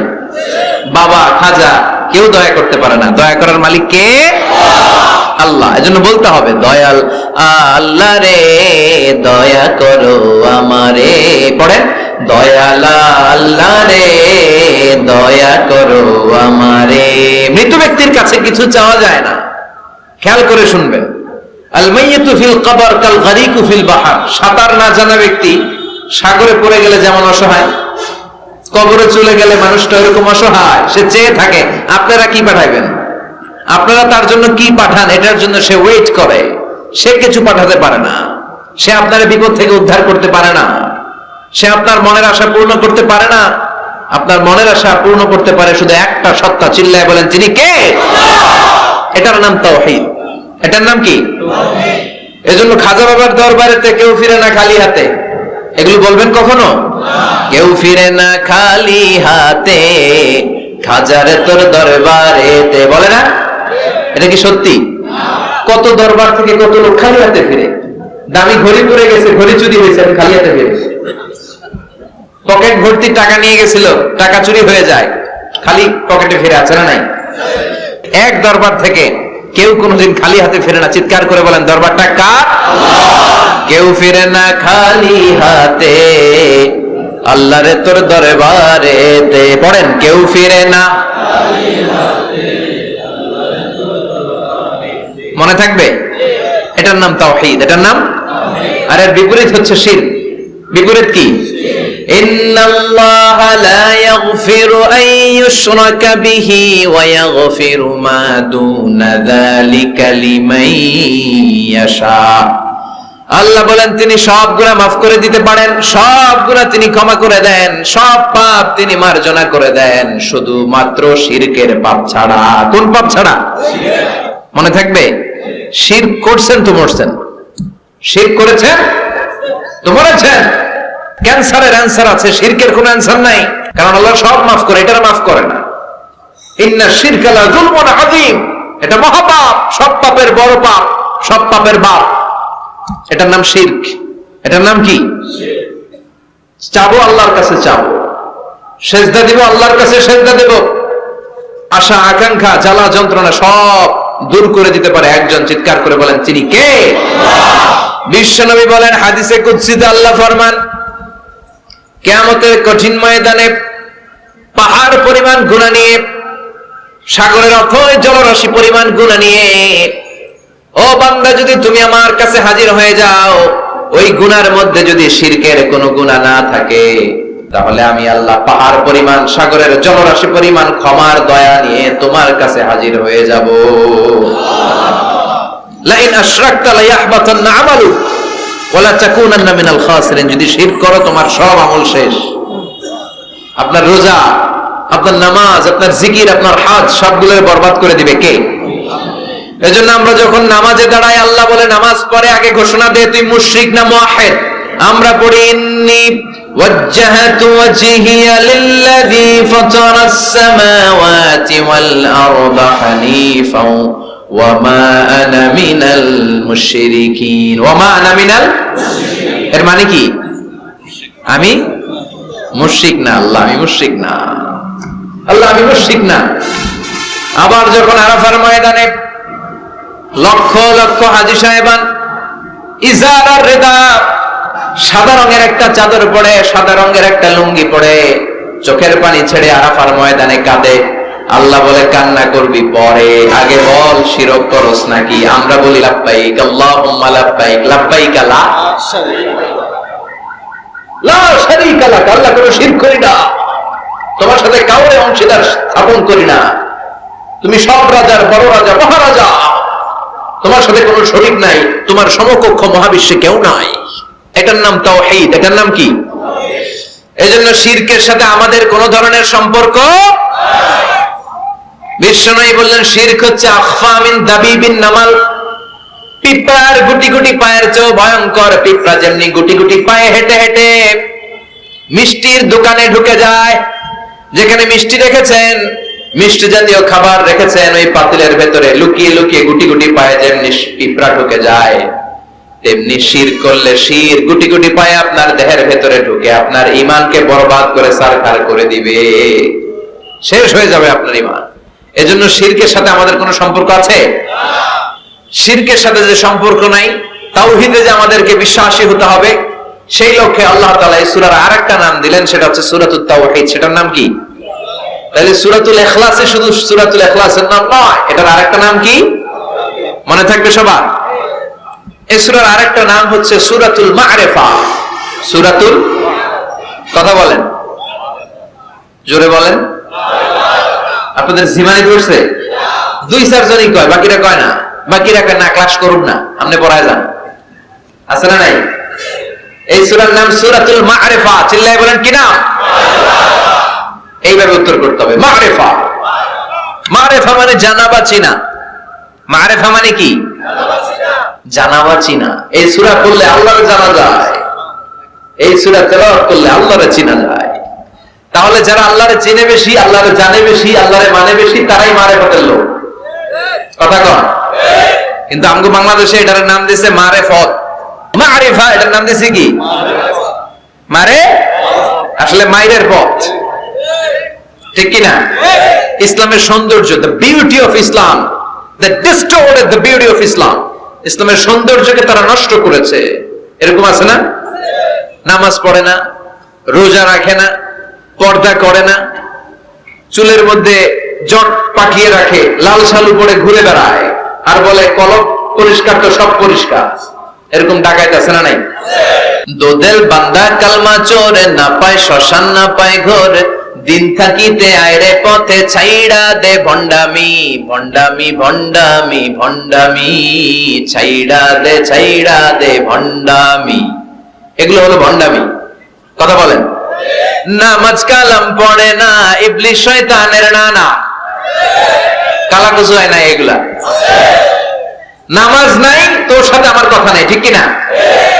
ও মারেফত শিখায় আমাদের। কি শিখায়? মারেফত। আমরা যে কত মারেফত আগে শিখে রাখছি ওইটা জানে না। যারা ইখলাসের সাথে আল্লাহর উপর তাওয়াক্কুল করে, ওরা হচ্ছে আহলুল মারেফা। চিল্লায় বলো ঠিক কিনা? নামাজ রোজা করে না, ইবলিস শয়তানের নানা, ধর্মের একখান খুঁটি ধইরা কয়দিন করবা হয়রানি। ভণ্ডামি ভণ্ডামি ভণ্ডামি, ছাইড়া দে ভণ্ডামি। এরকম ভণ্ড আছে না নাই? এদের সাথে ইসলামের কোন সম্পর্ক? এই সূরার নাম সূরাতুল মারিফা। এই সূরা পড়লে আল্লাহরে জানা যায়, আল্লাহরে চেনা যায়, ঠিক কিনা? তাহলে শিখলেন এই সূরার একটা নাম সূরাতুত তাওহীদ, আরেক নাম সূরাতুল মারিফা। এই সূরার আরেকটা নাম সূরাতুস সামাদ। সূরাতুস সামাদ, কারণ এই সূরার ভিতরে সামাদ শব্দটা আছে না নাই? সামাদ কার নাম? কথা বলে আল্লাহর নাম। সামাদ মানে হচ্ছে অমুখাপেক্ষী, যিনি কারো কাছে চায় না, সবাই তার কাছে চায়। তিনি কে? তিনি আল্লাহ। এটার নাম সূরাতুস সামাদ। সামাদ মানে অমুখাপেক্ষী। সামাদের বিপরীত শব্দ হচ্ছে সানাম। সামাদের বিপরীত কি? সানাম মানে মূর্তি। সানাম মানে মূর্তি। জাহেলি যুগে বিশ্বনবীর কাছে যখন সর্বপ্রথম তাওহীদের দাওয়াত আসলো, ওই সময়ে একটা লোক মূর্তির পূজা করত, মূর্তিটারে খুব দেখভাল করত, যত্ন করত, আদর সোহাগ করত, আর রাত্রিবেলা এটার সামনে মিষ্টি দই হালুয়া চিরা রাইখা কেঁদে কেঁদে মনের জ্বালার কথা মূর্তির কাছে কইত। সে ভাবতো এটাই আমার বড় খোদা। সে কি ভাবতো? এটাই আমার, এটারে বললে এটাই আমার বিপদ থেকে মুক্তি দিবে, আমাকে পরিত্রাণ দিবে, আমাকে সেভ করবে এটা। এভাবে সে আল্লাহকে বাদ দিয়ে মূর্তির ইবাদত করত, মূর্তিকে খুব যত্ন করত। একদিন কোন এক কাজে মূর্তিটাকে রেখে এসে ঘরের বাইরে গেল, এক পাশে গেল। কাজ শেষে এসে দেখে তার এই মূর্তির গায়ে পানি। মূর্তিটাকে দেখতে মনে হচ্ছে যে কে যেন গোসল করায় গেছে, পানি। তো সে ভাবলো যেহেতু আমার খোদার গায়ে পানি, এটা নিশ্চয়ই ভালো পানি হবে। He thought it is the water of mercy and blessings. সে ভাবলো it should be the water of rahmah. এটা মনে হয় রহমতের পানি হবে, যেহেতু খোদার গায়ে পানি। তো রহমতের গায়ে পানি শুকিয়ে যাওয়ার আগে খেয়ে ফেলি, তাহলে সব রহমত ঢুকবে কই? পেটে। When he thought it is the water of rahmah, water of mercy and blessings, he started to suck it with his tongue. সে জিহ্বা দিয়ে চাটতে শুরু করছে, চেটে চেটে সব রহমত নিয়ে নিচ্ছে পেটে। When he started to suck it, he found the taste is little bit bitter, the taste is weird. জিহ্বা দিয়ে যখন চাটতে শুরু করছে, তখন সে পেল যে এটার স্বাদটা কেমন যেন কটা কটা লাগে, লবণাক্ত, একটু টক টক, হাজবুলার মতো লাগে। কিসের মতো? কিরে এরকম লাগে কেন? If it is the water of mercy, it should be sweeter. এটা যদি রহমতের পানি হয়, এটা সুইট হবে, মিষ্টি হবে। এটা টক লাগে কেন? কটা লাগে কেন? ঘটনা কি? খুঁজতে লাগলো ডানে বায়ে। খুঁজতে খুঁজতে দেখে ঘরের পাশে দুইটা খ্যাকশিয়া। অনেকে এই বর্ণনাটা দিতে যে কুকুরের কথা বলে, কিন্তু হাদিসে এসেছে খ্যাকশিয়া, সালাবান, দুইটা খ্যাকশিয়া। দেখতো যে একটা খ্যাকশিয়াল এখনো পা উঁচু করে রাখছে, মাঝখান থেকে রহমতের পানি এখনো কিছু পড়ছে, just dropping the water of রাহমা, এখনো পড়তেছে টপ টপ। বোঝা যায় না? বোঝা যায়। টনক নড়েছে তার ঘুমন্ত বিবেক এবার জেগেছে। এবার সে চিন্তা করলো, হায় হায়, এতক্ষণ ভাবছি রহমতের পানি, এখন দেখি কুত্তার মুত, এখন দেখি খ্যাকশিয়ালের পেশাব। সর্বনাশ, কি করলাম এতটা বছর, এত টাকা, এত পয়সা, এত আদর সোহাগ যত্ন এটারে দিলাম, কি দিল তার বিনিময়ে সে আমাকে? যে একটা খ্যাকশিয়ালের পেশাব থেকে, কুকুরের পেশাব থেকে নিজের বাঁচাতে পারে না, সে জাহান্নামের আগুন থেকে কিয়ামতের দিন আমার কেমনে বাঁচাবে? রাগের চোটে খোদারে ধরে দিছে আসার। খোদারে ধরে কি করছে? এক আসারে খোদার হাত পাও নাই, ভাঙ্গা খোদারে নিয়া দৌড়ে দৌড়ে বিশ্বনবীর কাছে এসেছে। এসে বলল, আব্দুল্লাহর বেটা মোহাম্মদ, এতদিন ভাবছি এটা খোদা, এখন দেখি হুদা। হুদা হুদা এটার পিছনে ঘুরছি, এটার কোনো পাওয়ার নাই, সব পাওয়ার আছে একজনের। চিল্লায় বলো, তিনি কে? ঝিনুকের ভেতর লুকিয়ে থাকে যেমন মতি, ঝিনুকের ভেতর লুকিয়ে থাকে যেমন মতি, কালমা শাহাদাতে আছে আল্লাহর জ্যোতি, কালমা শাহাদাতে আছে আল্লাহর জ্যোতি। পড়েন পড়েন। ঝিনুকের ভেতর লুকিয়ে থাকে যেমন মতি, ঝিনুকের ভেতর লুকিয়ে থাকে যেমন মতি, কালমা শাহাদাতে আছে আল্লাহর জ্যোতি কালমা শাহাদাতে আছে আল্লাহর জ্যোতি। সুবহানাল্লাহ পড়ে। এসে বলে আব্দুল্লাহর বেটা মুহাম্মদ, ভাবছিলাম খোদা হিন্দি হুদা, আর এটারে ডাকতে চাই না, তুমি আমারে পড়ায় দাও লা ইলাহা ইল্লাল্লাহ মুহাম্মাদুর রাসূলুল্লাহ। কালিমা পড়ে মুসলমান হয়ে গেছে। সুবহানাল্লাহ পড়ে। এজন্য এই সূরার একটা নাম হচ্ছে সূরাতুস সামাদ। তাহলে পাইলাম সূরাতুত তাওহীদ, পাইলাম সূরাতুল মারিফা, পাইলাম সূরাতুস। সুবহানাল্লাহ পড়েন। এই সূরাটা বিশ্বনবী সাল্লাল্লাহু আলাইহি ওয়াসাল্লাম প্রতিদিন ফজরের নামাজের সুন্নাত যে 2 রাকাত, ফজরের সালাতের সুন্নাত 2 রাকাত করি না আমরা, 2 রাকাতে বিশ্বনবী পড়তেন। মাগরিবের 2 রাকাত সুন্নাতের মধ্যে এই সূরাটা পড়তেন। বেতেরের 3 রাকাতের শেষ রাকাতে বিশ্বনবী সূরাতুল ইখলাসটা পড়তেন। আবার তাওয়াফ করার পরে যারা হজ উমরা করছেন, তাওয়াফ করা লাগে না? কয়টা? 7টা। 7টা তাওয়াফে একটা তাওয়াফ হয়। 7টা রাউন্ড দিলে, টার্ন দিলে 7 টার্নস মেক এ তাওয়াফ।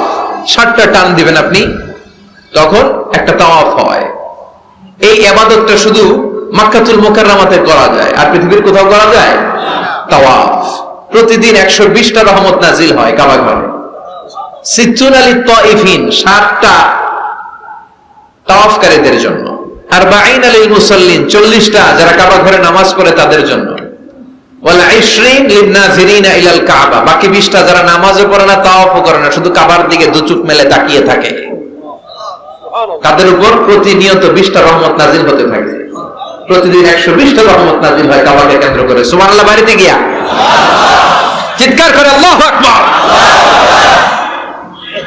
এই 7 তাওয়াফ করার পরে 2 রাকাত নামাজ পড়া সুন্নাত, জানেন? জানা না থাকলে জেনে রাখেন, হজে যেদিন যাবেন কাজে লাগবে, উমরা করতে গেলেও লাগবে।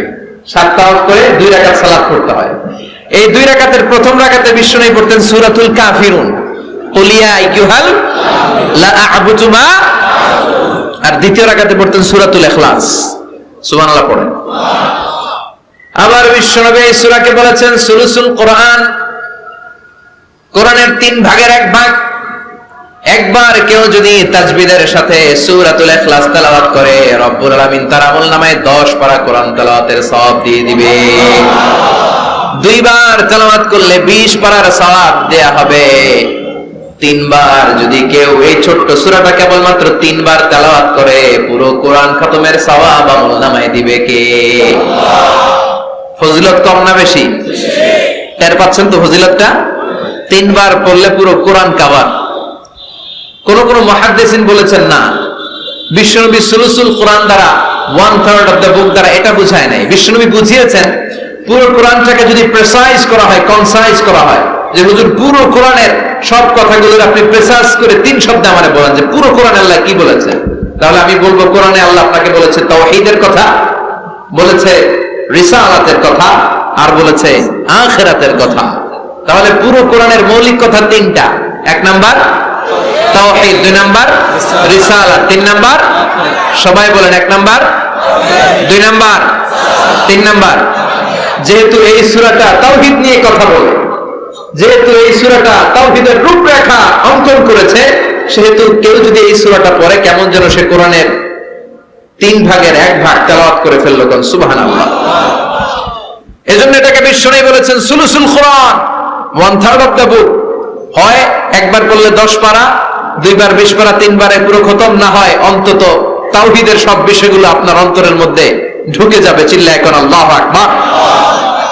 অনেক বরকতের সূরা। বিশ্বনবী মুহাম্মদ রাসূলুল্লাহ সাল্লাল্লাহু আলাইহি ওয়াসাল্লাম মক্কা থেকে মদিনায় হিজরত করে আসলেন।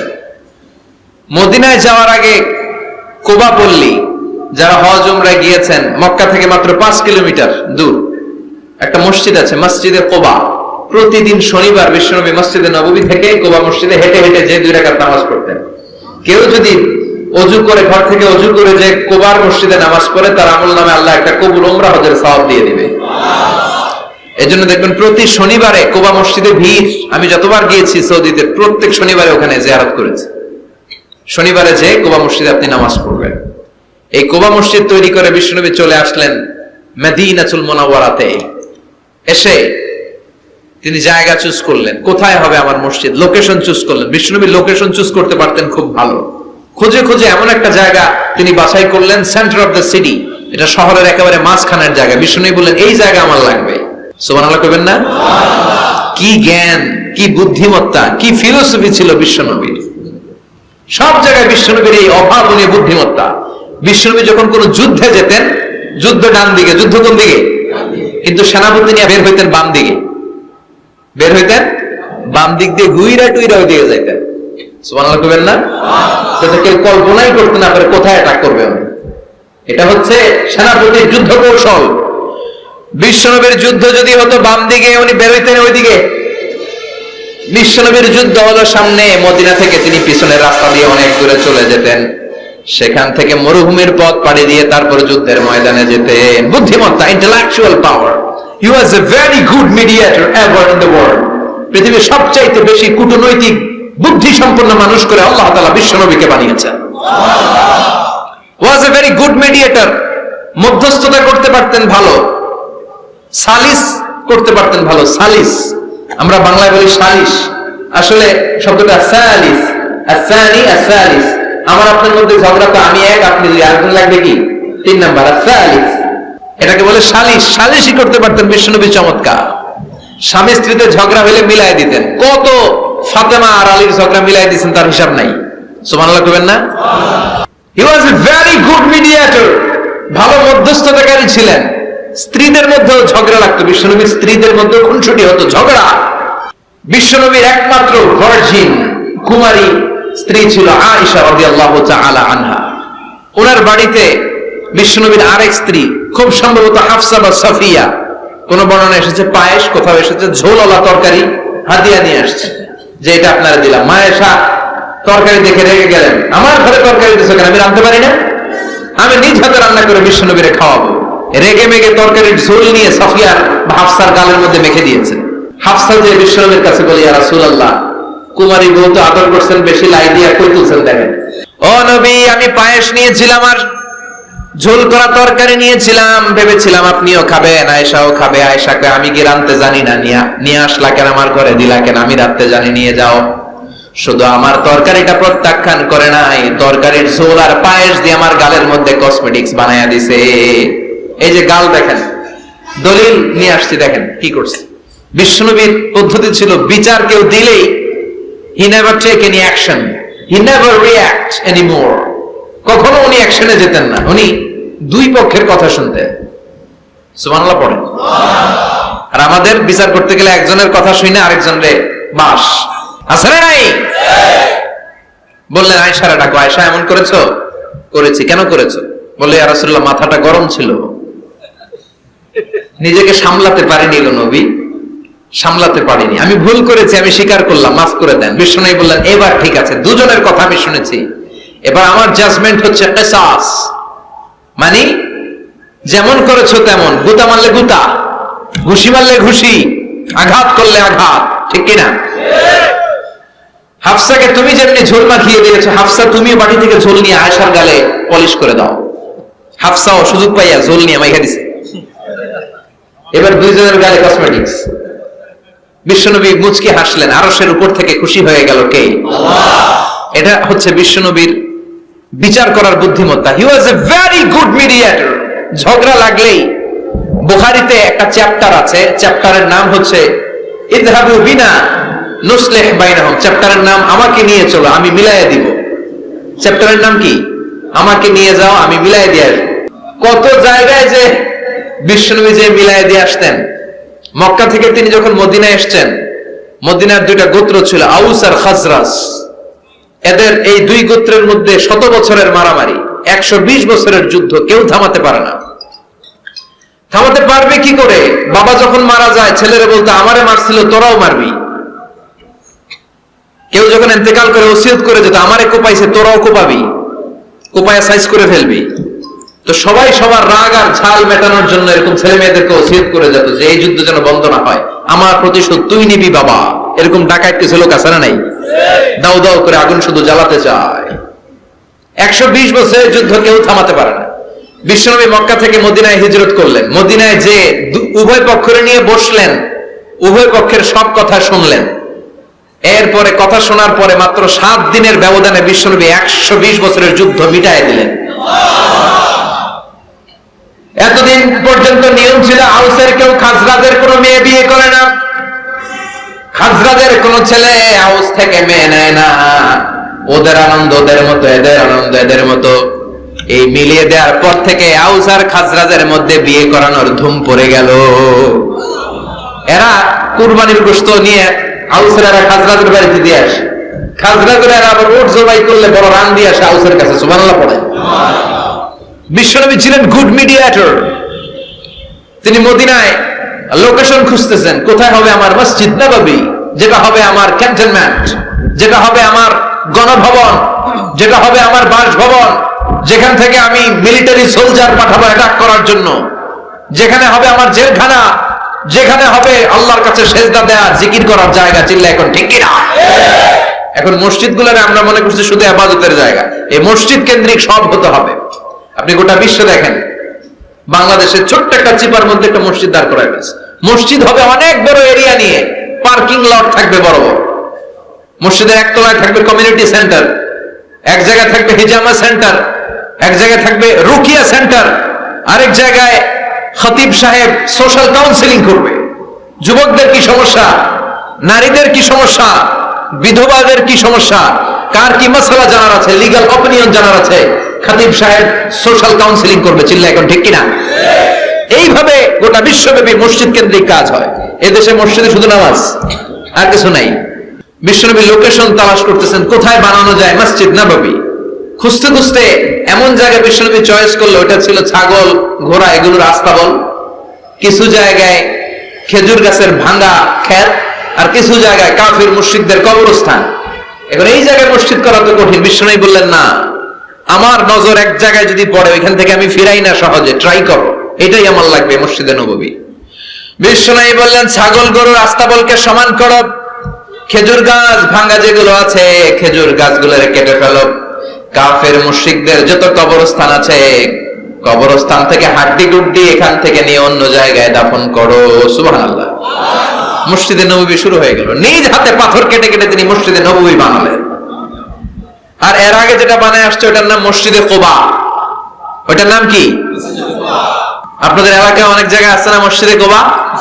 কুমিল্লাতে একটা আছে, আছে না? 2 জায়গায়। এই মসজিদে কুবাতে বিশ্বনবী সাল্লাল্লাহু আলাইহি ওয়াসাল্লাম এক সাহাবাকে ইমাম বানায় দিয়ে আসলেন। উনি ইমামতি করে মসজিদে, আর বিশ্বনবী ইমামতি করে মসজিদ নববীতে। মসজিদে কুবার যে ইমাম, তিনি প্রতি রাকাতে জাহরি কেরাতে মানে মাগরিব এশার ফজরের সালাতে প্রত্যেক রাকাতে সূরা ফাতিহার পরে এই সূরা ইখলাস পড়ে। শুনতেছেন? প্রত্যেক রাকাতে সূরা ফাতিহার পরে কি পড়ে? ইখলাস। মাগরিবের প্রথম রাকাতেও ইখলাস, দ্বিতীয় রাকাতেও ইখলাস, এশার প্রথম রাকাতে ইখলাস, দ্বিতীয় রাকাতেও ইখলাস। ইখলাস পরে এরপর অন্য একটা সূরা পড়ে, কিন্তু শুরু করে ইখলাস দিয়ে। ফজরের প্রথম রাকাতেও ইখলাস, দ্বিতীয় রাকাতেও। মুসল্লিরা পাইছি কি? পাইছি কি? খালি ইখলাস, খালি ইখলাস। যে ধরছে, আপনি পাইছেন কি বলেন? ইমাম সাহেব বলে, কিছুই পাই নাই, আমার মন চায় আমি পড়ি, তোর মন চাইলে তুই পড়, নাইলে যা। তোর কমিটির সভাপতি সেক্রেটারি এই মসজিদের ইমাম হিসাবে আমার নিয়োগ দেয় না, নিয়োগ দিছে বিশ্বনবী। আমার নিয়োগ যদি বাতিল করতে হয় লাগবে বিশ্বনবীরে তুই ভাগ। তোমার মনে চাইলে পড়ো, নাইলে অন্য মসজিদে পড়ো, যাও মিয়া। এটা তো সভাপতির সেক্রেটারির নিয়োগ দেয়া মসজিদ না, এটা নিয়োগ দিয়েছে বিশ্বনবী। ঠিক কিনা? নিয়োগ বাতিল করলে কে করবে? বিশ্বনবী। সবাই বিশ্বনবীর কাছে যে বললো, ইয়া রাসূলুল্লাহ, এমন ইমাম আপনি দিয়ে আসছেন, উনি ইখলাস ছাড়া আর কিছু পড়ে না। বিশ্বনবী বললেন, তাই নাকি? এমন করে কেন? ডেকে আনো। ডেকে আনা হলো। বিশ্বনবী বললেন, ওরে সাহাবী, ঘটনা কি হাসা? কয় হাসা। প্রতি রাকাতে সূরা ইখলাস পড়ো, তোমার কি কোরআন থেকে অন্য কোন সূরা মুখস্থ নাই? সাহাবী বলে, নবী, সব মুখস্থ আছে, কিন্তু এই সূরাটা আমার পড়তে ভালো লাগে, কারণ ফিহি সিফাতুর রহমান, এই সূরার ভেতরে আমার আল্লাহর পরিচয় আছে গো নবী। আমার আল্লাহর পরিচয়টা খুব সুন্দর করে দেয়া, আমার রবের কথা এই সূরার পরতে পরতে পাওয়া যায়, এজন্য এই সূরাটা পড়তে আমি বড্ড ভালোবাসি। বিশ্বনবী বললেন, ইমামতি যাবে না, তোরটা পার্মানেন্ট হয়েছে। আল্লাহু আকবার। তোর ইমামতি পার্মানেন্ট করে দিলাম, যেমনে পড়াইতি এমনি পড়াবি। প্রতি রাকাতে সূরাতুল ইখলাস তুমি পড়ো, সমস্যা নাই। এই যে তুমি সূরাতুল ইখলাস পড়ো, সূরাতুল ইখলাসকে ভালোবাসো, আল্লাহ বলেছেন এই ইখলাসের ভালোবাসার কারণে কিয়ামতের দিন আল্লাহ তোরে জান্নাতে ঢুকায়া দিবে। ইখলাসের ভালোবাসার কারণে আনতা মিন আহলিল জান্নাহ, তুমি জান্নাতে যাবা। হুব্বুকা ইয়াহা ইউদখিলুকাল জান্নাহ, এই সূরার ভালোবাসায় তোমার জান্নাতে ঢুকায়া দিবে। সুবহানাল্লাহ পড়েন। এজন্য সূরা বেশি বেশি পড়তে রাজি আছেন তো? বিশ্বনবী তাবুকের যুদ্ধে গেলেন। তাবুকের ময়দানে বিশাল যুদ্ধের ময়দান, বিশ্বনবী 30,000 সৈন্য নিয়ে গিয়েছেন। আর খ্রিস্টানদের সৈন্যদের সংখ্যা হচ্ছে প্রায় 40,000। কিন্তু বিশ্বনবী যুদ্ধে এসেছেন শুনে খ্রিস্টান বাদশা দৌড়, সৈন্যবাহিনী নিয়ে সব পালায় গেছে। যুদ্ধ ছাড়াই বিশ্বনবীর বিজয় দিছে কে? আল্লাহ।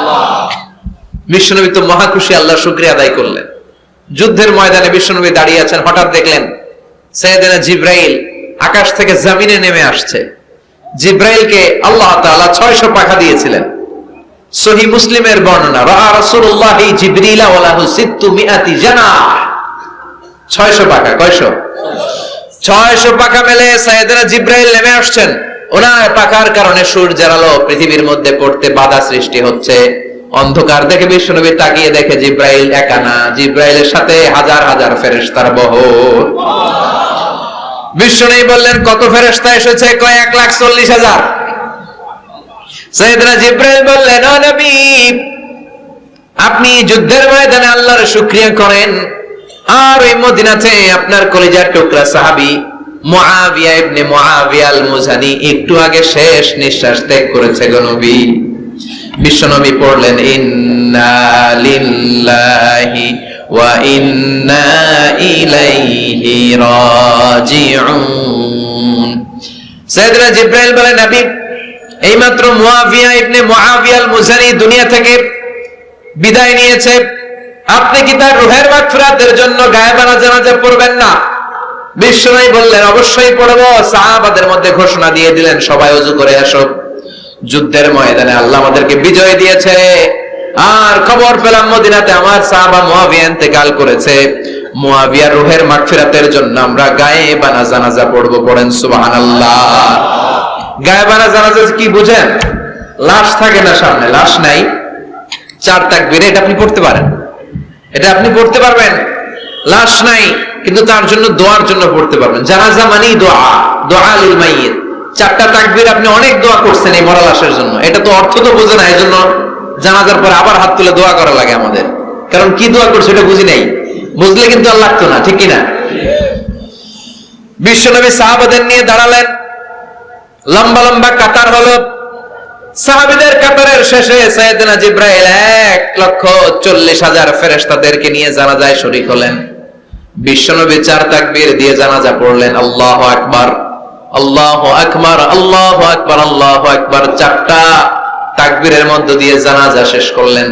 বিশ্বনবী তাকিয়ে দেখে সাহাবাদের পেছনে 1,40,000 ফেরেশতা দাঁড়িয়ে জানাজায় শরীক হয়েছে। বিশ্বনবী বললেন, জিবরাইল, কোনদিন তো এত ফেরেশতা নিয়ে কারো জানাজায় শরীক হতে দেখি নাই। ঘটনা কি? কি এমন আমল ছিল আমার মুআবিয়ার, যে আমলের কারণে মুআবিয়ার নামটা আল্লাহর আরশে চলে গিয়েছে? 1,40,000 ফেরেশতার বহর নিয়ে তুমি জানাজায় শরীক হয়েছো। কি এমন গোপন আমল ছিল আমার মুআবিয়ার, আমারে বলো। সাইয়েদনা জিবরাইল বললেন, নবী, আপনার মুআবিয়া বিশেষ একটা আমল করত। বিশ্বনবী বললেন, কি সেটা? সাইয়েদনা জিবরাইল বলে, আপনার এই সাহাবী কাইমান আও কাঈদান, জালিসান আও মাশিয়ান, উঠতে বসতে চলতে ফিরতে সব সময় আপনার এই সাহাবী পড়তে থাকতো, কুল হুয়াল্লাহু আহাদ, আল্লাহুস সামাদ, লাম ইয়ালিদ ওয়া লাম ইউলাদ ওয়া লাম ইয়াকুল লাহু কুফুয়ান আহাদ। পড়েন সুবহানাল্লাহ। উঠতে বসতে চলতে ফিরতে সব সময় এই সাহাবীর একটা অভ্যাস ছিল, উনি কুল হুয়াল্লাহু আহাদের উপর আমল করত, বেশি বেশি সূরাতুল ইখলাস পড়ত। পড়তে রাজি আছেন? আজ থেকে বেশি বেশি সূরাতুল ইখলাসের উপর আমল বানানোর দরকার আছে না নাই? বিশ্বনবী প্রতিদিন সকালবেলা সন্ধ্যাবেলা, ওয়া ইনদামা ইয়াযহাব ইলা ফিরাশি, আর রাতে যখন বেডে ঘুমাতে যেতেন হাত দুইটা এরকম করতেন করে তিনি সূরাতুল ইখলাস পড়তেন, সূরাতুল ফালাক পড়তেন, সূরাতুন নাস পড়তেন। এই তিনটা সূরা পড়তেন। এই তিনটা সূরাকে একসাথে বলে তিন কুল। কি বলে? কুল আস-সালাসা। কারণ এই তিনটা সূরার শুরুতে কুল আছে না নাই? তিন কুল পড়ে বিশ্বনবী হাতের মধ্যে ফু দিতেন। ফু দিয়ে মাথা থেকে শুরু করে মুছতে মুছতে মুছতে মুছতে পা পর্যন্ত মুছতেন, হাত মুছতেন, সারা দেহের যতটুকু সম্ভব বিশ্বনবী সারা দেহের মধ্যে এই তিন কুল পড়া হাত দুইটা দিয়ে সারা দেহের মধ্যে বিশ্বনবী হাত বুলিয়ে দিতেন, মেসেজ করে দিতেন সুবহানাল্লাহ। সকালে, সন্ধ্যায়, আর রাতের বেলা বিছানায় গেলে। এটা protection from all the bad আইস। যত হিংসুক চক্ষু আছে, যত ভূত প্রেতনি আর শয়তানের অনিষ্ট আছে, সব থেকে আপনাকে রক্ষা করবে কে? আল্লাহ। এজন্য প্রতিদিন এগুলো পড়বেন। কি কি পড়বেন? এরকম হাত দুইটা মিলায়া সূরা ইখলাস, সূরা ফালাক, সূরা নাস, তিনটার বলে একসাথে তিন কুল। কি বলে? আজকে থেকে এটা আমল করা যাবে। মা আয়েশা যখন অসুস্থ হতেন বিশ্বনবীর কাছে যে বললেই বিশ্বনবী বলতেন, আয়েশা হাত দুইটার একসাথে করো, সূরা ফালাক পড়ো, ইখলাস পড়ো, নাস পড়ো, কুদাও, আর সারা দেহে মেসেজ করো। সুবহানাল্লাহ পড়েন। বিশ্বনবী একবার সেজদায় আছেন। কিসে আছেন? চিল্লা এখন। সেজদা অবস্থায় লাদাগাতহু আকরাব, একটা বিচ্ছু পোকা এসে বিশ্বনবীর হাতের মধ্যে কামড় দিয়েছে। বিচ্ছু কামড় দিলে খুব আরাম লাগে না? হ্যাঁ, বিষাক্ত, পয়জনাস, ভেনামাস। বিশ্বনবী ব্যথা পাচ্ছেন, প্রচন্ড ব্যথায় বিশ্বনবী অস্থির। বিশ্বনবী বললেন, লাআনাতুল্লাহি আলাল আকরাব, এই বিচ্ছুর উপর আল্লাহর লানত। এটা মুসল্লিও চিনে না, নবীও চিনে না, কোন জায়গায় কামড় দিতে হবে এটাও জানে না। কিন্তু কামড় দিয়েছে, ব্যথায় কাতরাচ্ছে। বিশ্বনবী বললেন, লবণের পানি গরম দাও, আঙ্গুলের উপরে ঢালো। লবণের পানি গরম দিয়ে আঙ্গুলের উপরে ঢালতে শুরু করে দিল। বিশ্বনবী পড়তে আরম্ভ করলো, কুল হুয়াল্লাহু আহাদ আল্লাহুস সামাদ লাম ইয়ালিদ ওয়া লাম ইউলাদ ওয়া লাম ইয়াকুল লাহু কুফুয়ান আহাদ। পড়েন সুবহানাল্লাহ। এজন্য ব্যথা পেলে, সাপে কামড়ালে, বিচ্ছু কামড়ালে, বল্লা কামড়ালে, মধুপোকা কামড়ালে কি করবেন? সূরা ইখলাস, সূরা ফালাক, সূরা নাস। আবার বলেন, সূরা ইখলাস, সূরা ফালাক, সূরা পড়ে ফু দিবেন। আর রাত্রিবেলা, সকালবেলা ঘুমোতে যাওয়ার আগে হাতের মধ্যে ফুল দিয়ে সারা দেহে মেসেজ। মনে থাকবে না? মাহফিল শেষ, ওয়াজও শেষ, মনে থাকবে তো? আল্লাহ বললেন, কুল হুয়াল্লাহু আহাদ। নবী আপনি বলেন, আল্লাহ একজন, এক এবং অদ্বিতীয়। আমাদের আল্লাহ কয়জন? একজন হওয়াতে আমাদের জন্য লাভ না লস? কেমনে লাভ? তিনজন চারজন হইলে কইতাম আমগো আল্লাহ 60 জন। হ্যাঁ, তিনজন হইলে তিন রকম বলতো, একজনের খুশি করে পারি না। তিনজন হইলে ঝামেলা আছে না নাই? আল্লাহ যদি দুইজন হতো কি হতো? একজন বলতো, এতদিন তুমি তোমার মন মতো মহাবিশ্বের সব কিছু পরিচালনা করেছো, আজকে থেকে আমি আমার মন মতো করবো। ঝামেলা আছে না নাই? এতদিন দুনিয়ার মানুষগুলো পায়ে ভর দিয়ে হাঁটতো, হাত দিয়ে খেত, এখন থেকে যতগুলা মানুষ আসবে সব হাতে চলবে আর পা দিয়ে খাবে। আছে না নাই? এতদিন যাবত মেয়েরা গর্ভধারণ করতো তোমার নিয়মে, ছেলেরা কামাই করতো, এখন থেকে পুরুষরা গর্ভধারণ করবে, মেয়েরা কামাই করবে। আছে না নাই? এতদিন তুমি পূর্ব দিক থেকে সূর্য উঠিয়েছো, পশ্চিম দিকে অস্ত দিয়েছো, কালকে থেকে আমার নিয়মে পশ্চিম দিক থেকে সূর্য উঠাবো আমি, পূর্ব দিকে অস্ত যাবে। কিলাকিলি আছে না নাই? দুইজনের মধ্যে যদি সংলাপ সমঝোতা না হইতো মারামারি আছে না? এজন্য আল্লাহ বলেন, লাউ কানা ফীহিমা আলিহাতুন ইল্লাল্লাহু লাফাসাদাতা।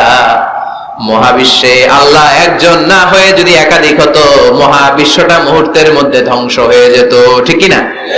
এজন্য আল্লাহ একজন হওয়াতে আমাদের লাভ হয়েছে। তিনজন হইলে তিন রকম কথা কইতো। ঠিক কি না? একজন বলতো, আমারে বেশি ডাকস না কেন, ওরে ডাকস কেন? একজন বলতো, ওরে ডাকস, আমারে ডাকস না কেন? ওর জিকির করলি, আমার নামের জিকির করলি না কেন? ওরে খুশি করতে চাস, আমারে করস না কেন? ভেজাল হইতো না? এখন একজন, মারলেও আসি, কাটলেও আসি, বাঁচলেও আসি, একজন। সুবহানাল্লাহ পড়ে। এটা সহজ হয়ে গেছে। এজন্য আল্লাহ বললেন, কুল হুয়াল্লাহু। সবাই বলেন, কুল হুয়াল্লাহু আহাদ। মানে এক বা একক।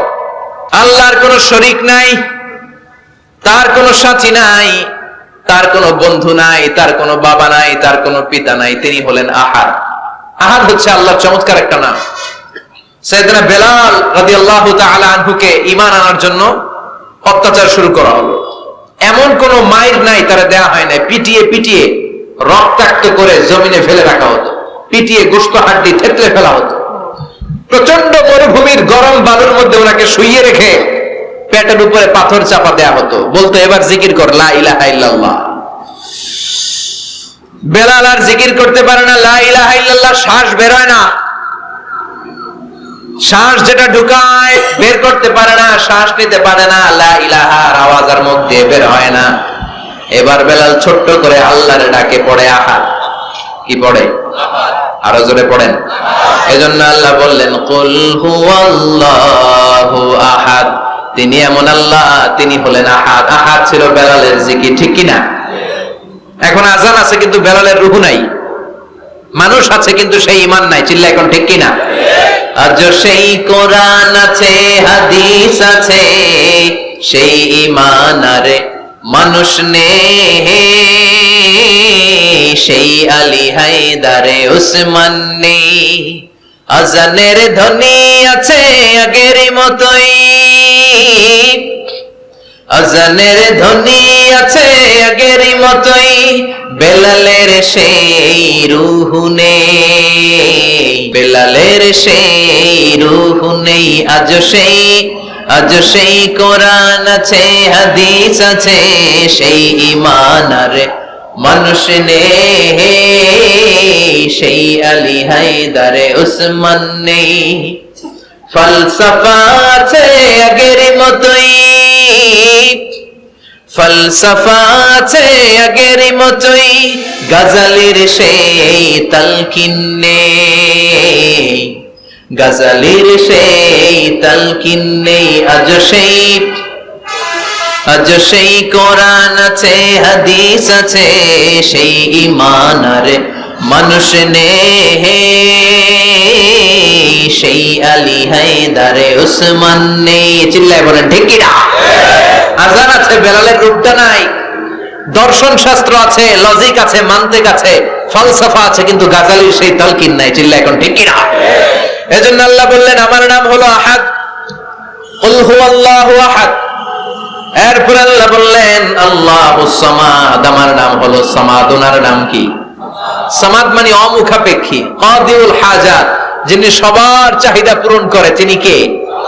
যিনি সবাইরে দেয়, কারো কাছ থেকে কিছু চায় না। তিনি কে? সবাই যার কাছে ঠেকা, যিনি কারো কাছে ঠেকা না। চিল্লায় বলেন তিনি কে?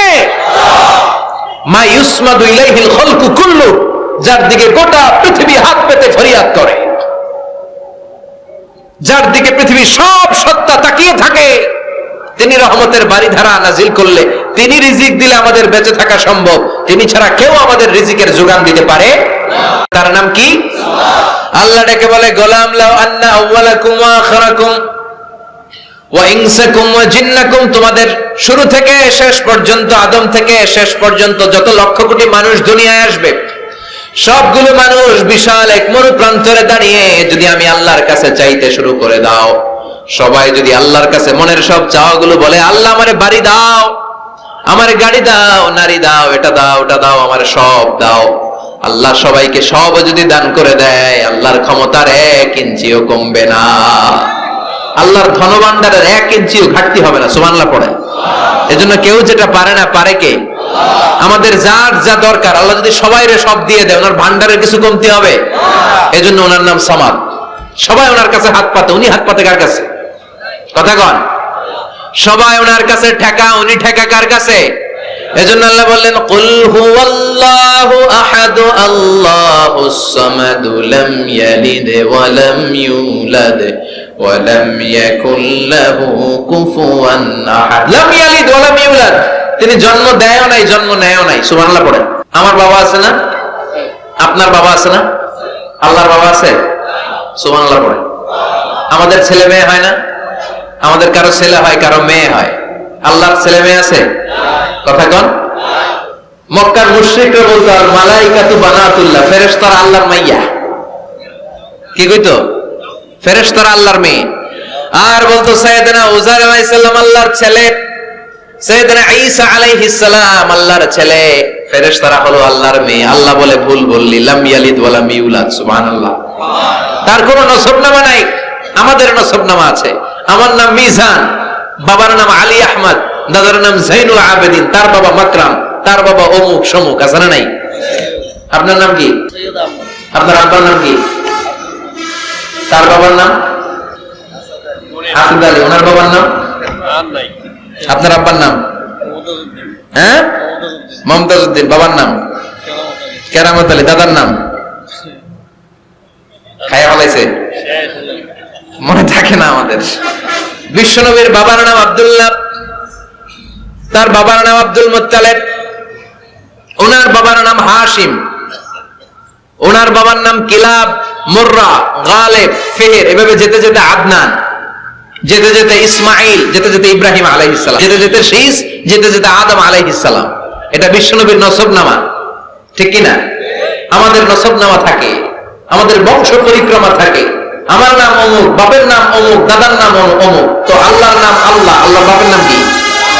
আল্লাহর দাদার নাম আছে? আছে। এজন্য আল্লাহ বললেন লাম ইয়ালিদ ওয়া লাম ইউলাদ ওয়া লাম ইয়াকুল লাহু কুফুয়ান আহাদ। আল্লাহু আকবার। ওয়া লাম ইয়াকুল লাহু কুফুয়ান আহাদ, মহাবিশ্বে তার মতো কেউ নাই, তিনি তার মতো। লাইসা কামিসলিহি শাই, কেউ তার মতো নয়, তিনি তার মতো। সুবহানাল্লাহ। তার মতো ক্ষমতায়, তার মতো শক্তিতে, কুদরতে মহাবিশ্বে দ্বিতীয় কোন সত্তা আছে? সৌন্দর্যে আল্লাহর চেয়ে সুন্দর কেউ আছে? কথা কন।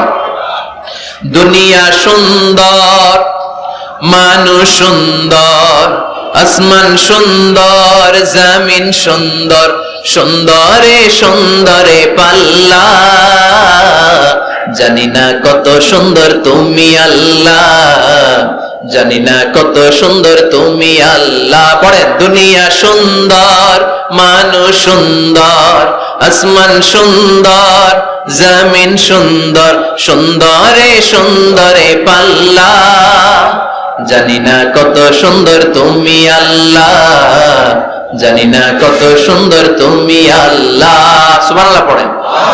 ইন্নাল্লাহ জামিল ইউহিব্বুল জামাল, আল্লাহ নিজে সুন্দর, আল্লাহ সৌন্দর্যকে পছন্দ করেন। মহাবিশ্বে তার সমকক্ষ কেউ নাই, তার মতো সুন্দর কেউ নাই, ঠিক কিনা?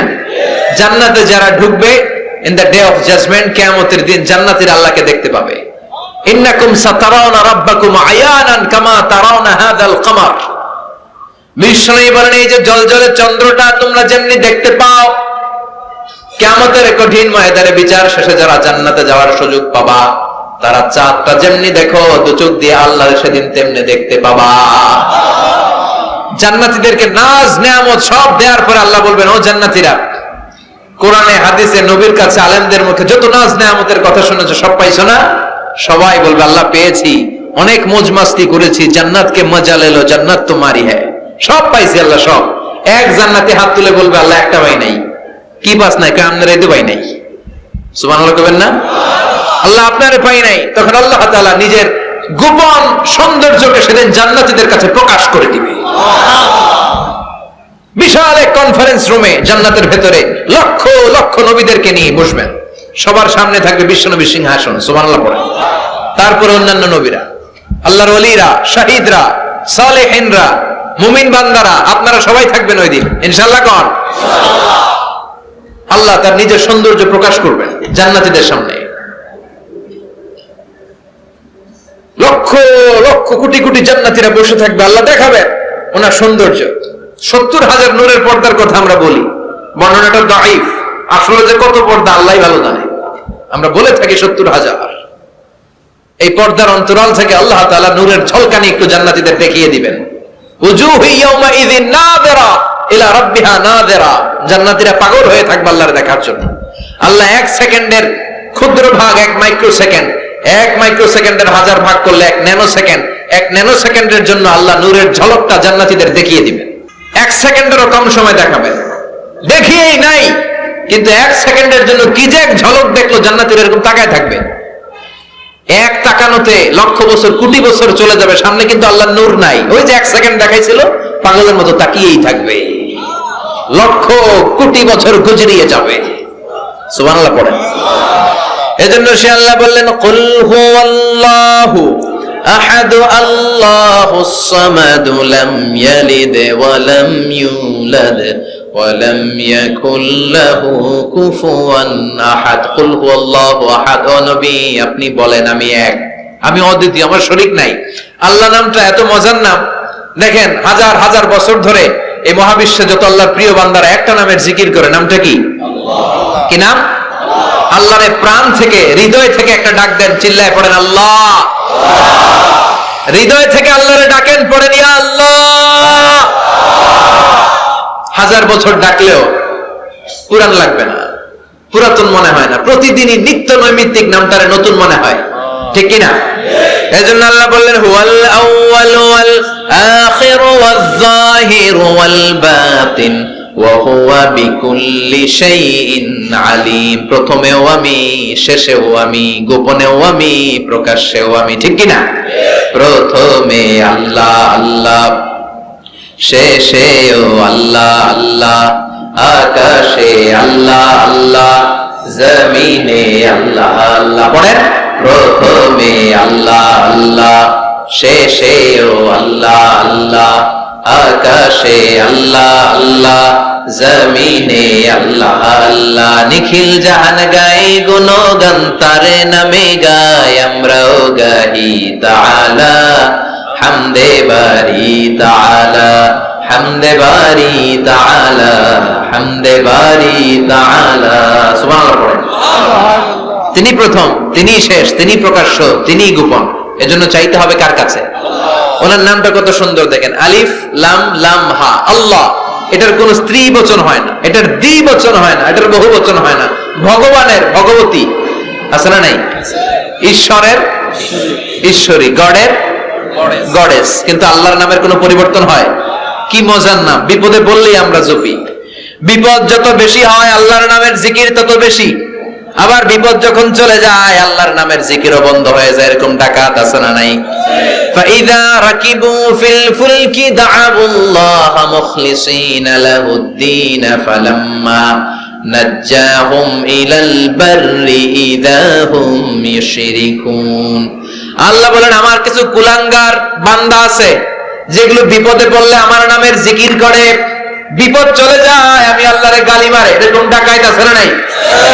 ভূমিকম্প, আল্লাহ বাঁচাও, ভূমিকম্প নাই, ধুম্মা চলে ধুম, আছে না নাই? তুফানের মধ্যে পড়লে বলে আল্লাহ আমারে বাঁচাও।